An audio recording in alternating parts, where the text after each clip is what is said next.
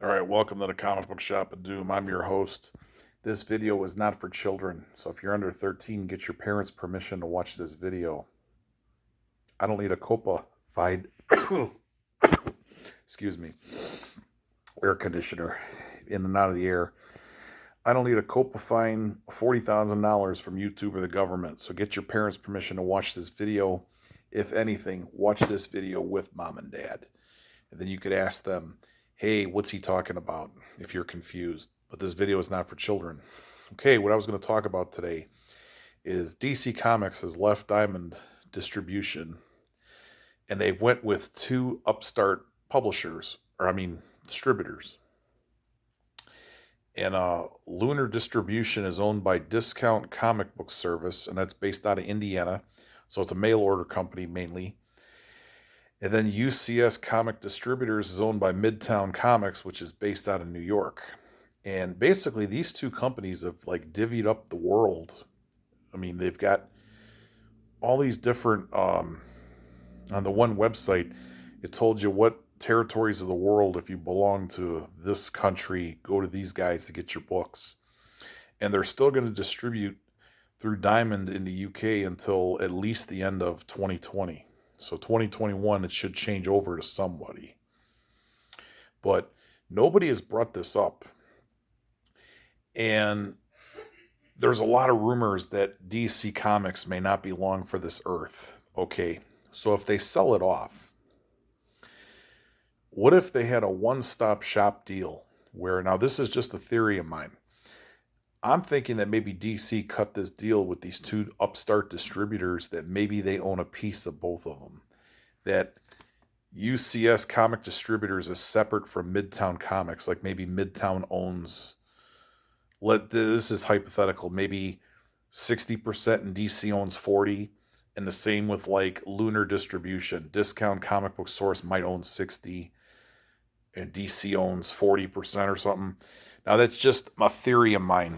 And what I'm thinking it is that way if they wanted to do a one-stop sale where if they sold DC, they could also, as an incentive to a buyer, we also own pieces of two distributors to get your books out.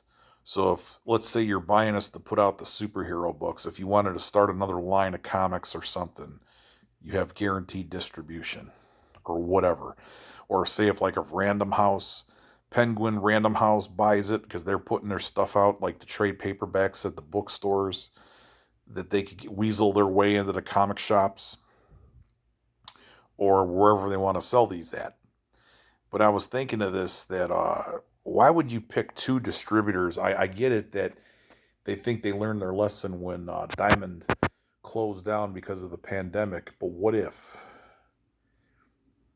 this is a long-term plan where if they do intend to get rid of DC Comics, if AT&T is sick of it and just wants the streaming rights and the movie rights and TV rights to the characters, but they'll sell the publishing rights to somebody else. Well, here we have a turnkey operation. You have, you could slim down the office and maybe hire a couple of editors or just keep a couple of editors there, and then you got your pre-production guys, and then here you got two distributors, and you just got to hook everybody up with the printers.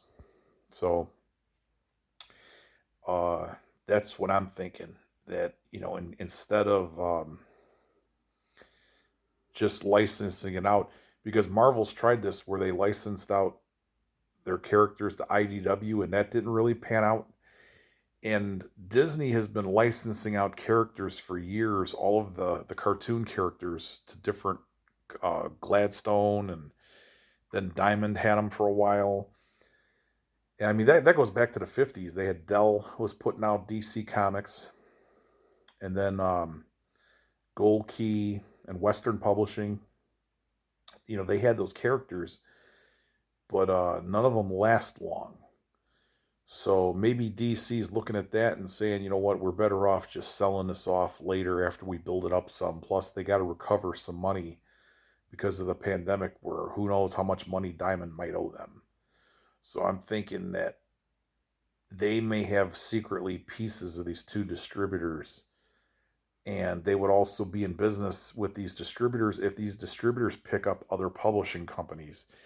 And I've heard rumblings that there's other publishers have been talking to these two distributors about picking up their books.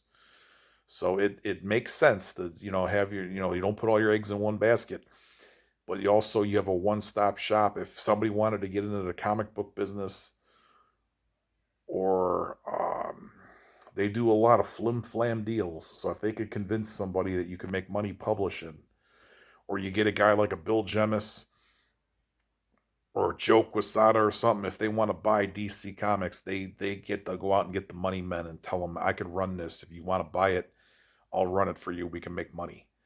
They've done it before, so we'll see what happens. But that's just the theory: is what if DC is almost like franchises where they own two different distributors, they own small pieces of it. I'd like to see who owns those companies totally. All right, thanks. Have a good night.